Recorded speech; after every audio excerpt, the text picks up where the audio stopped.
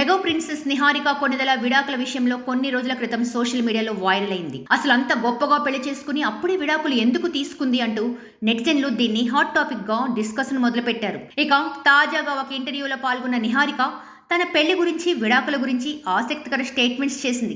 అసలు విడాకులు ఎందుకు తీసుకుందో ఆ విషయం మాత్రం బయటపెట్టలేదు, కానీ దాని తర్వాత జరిగిన పరిణామాల గురించి మాత్రం చెప్పుకొచ్చింది. ఇక అదే ఇంటర్వ్యూలో రెండో పెళ్లి గురించి కూడా ఆసక్తికర వ్యాఖ్యలు చేసింది నిహారిక కొణిదెల. ఒక మనసు అనే సినిమాతో టాలీవుడ్ కు హీరోయిన్ గా పరిచయమైంది నిహారిక. అప్పటి వరకు మెగా ఫ్యామిలీ నుంచి కేవలం హీరోలు మాత్రమే ఎంట్రీ ఇచ్చారు. అలాంటి కుటుంబం నుంచి హీరోయిన్ గా ముందుగా నిహారిక అడుగు పెట్టడంతో తన లాంచ్ చాలా గ్రాండ్ గా జరిగింది.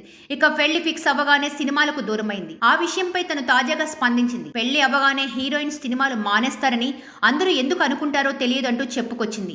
అది కూడా ఒక కెరీరేనని, జాబ్ లాంటిదే అని తన అభిప్రాయాన్ని తెలిపింది. పెళ్లైతే జాబ్ మానేయం కదా, ఇది కూడా అంతే అని చెప్పింది. అందుకే తన వదిన లావణ్య కూడా పెళ్లి తర్వాత కెరియర్ ని కంటిన్యూ చేస్తుందని క్లారిటీ ఇచ్చింది. విడాకుల తర్వాత తన తండ్రి నాగబాబు తనకు చాలా సపోర్ట్ చేశారని నిహారిక చెప్పిన మాటలు సోషల్ మీడియాలో వైరల్ అయ్యాయి. నీకు 60 ఏళ్లు వచ్చేంత వరకు నువ్వు నా ఇంట్లో ఉండొచ్చు, నీ గురించి ఎవరు ఏమనుకున్నా నేను పట్టించుకోను, నువ్వు నాకు దొరికిన వరం అని నాగబాబు చెప్పారని గుర్తు చేసుకుంటూ ఎమోషనల్ అయ్యింది. తనకు అలాంటి తండ్రి దొరకడం అదృష్టమని చెప్పుకొచ్చింది. ఇక ఈ ఇంటర్వ్యూలో తను రెండో పెళ్లికి వ్యతిరేకం కాదని కూడా క్లారిటీ ఇచ్చింది. అంతేకాకుండా రెండో పెళ్లిపై పలు ఆసక్తికర వ్యాఖ్యలు కూడా చేసింది.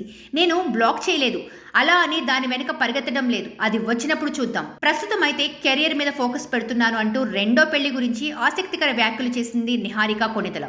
అంతేకాకుండా తనకు 30 ఏళ్లే అని, లైఫ్ లో సాధించాలని అనుకుంటున్నానని తెలిపింది. ఇక నిహారిక విడాకుల గురించి ఇచ్చిన స్టేట్మెంట్స్ వైరల్ అవడంతో తన మాజీ భర్త చైతన్య జొన్నలగడ్డ సైతం ఈ విషయంపై స్పందించారు. ఒకరు చెప్పిన మాటలు విని మరొకరిది తప్పు అని డిసైడ్ చేయకూడదని, ఇలాంటి ఇంటర్వ్యూలు చేయాలనుకుంటే ఇద్దరిని కలిపి ప్రశ్నించాలని సలహా ఇచ్చాడు.